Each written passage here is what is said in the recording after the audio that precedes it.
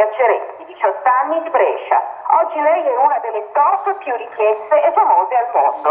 A seguire ancora una collezione del Made in Italy, Emporio Armani. Spirito metropolitano, cappotti dalle linee avvolgenti, tanto bianco e nero, pois e un gioco di rimandi fra maschile e femminile. Italian style ai massimi livelli anche ieri con la stilata Prada. Sotto i riflettori tante tipologie femminili. Tra i segni forti della collezione, maglie ricamate, bordi di pelliccia sui cappotti e un mix affascinante di stampe e colori. Paola Michiari con TGR Lombardia.